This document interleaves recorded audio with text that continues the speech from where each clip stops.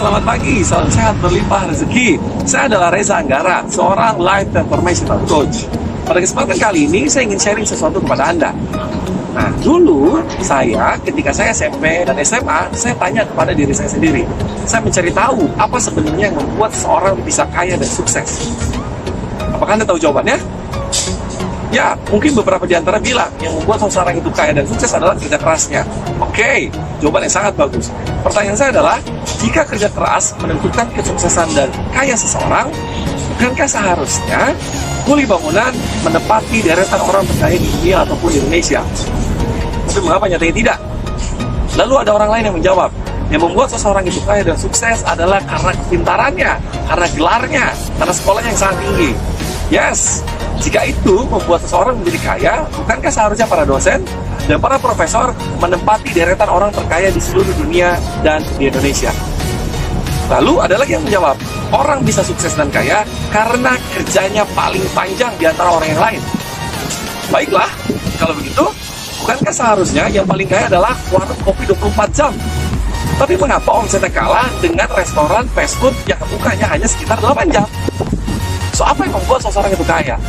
Pertanyaan itu menggelitik kepada saya. Dan mengapa orang bisa sukses?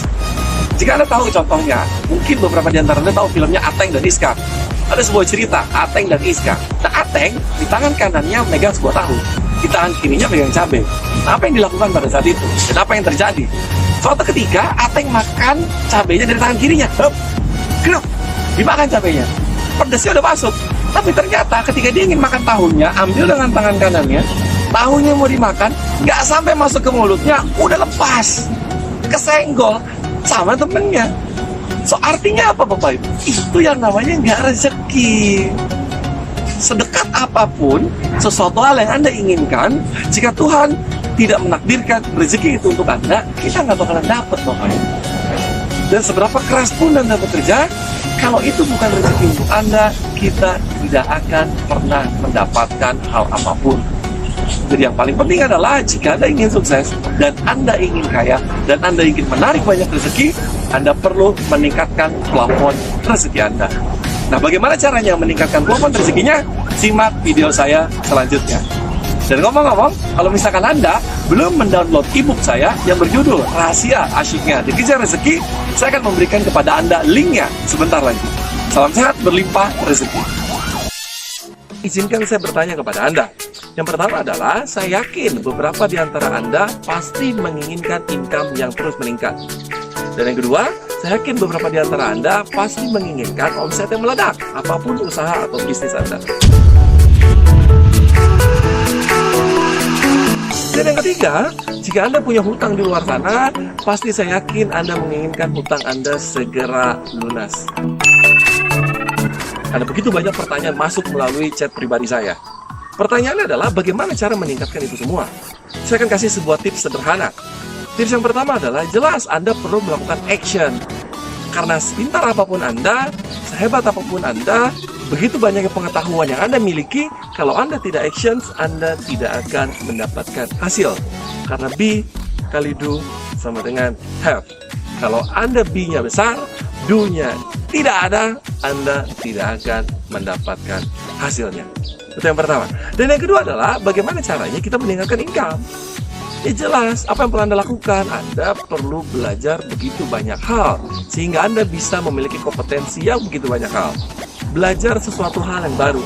Namun, belajarnya jangan belajar begitu banyak hal, lalu Anda bingung, saya mau pakai yang mana gitu.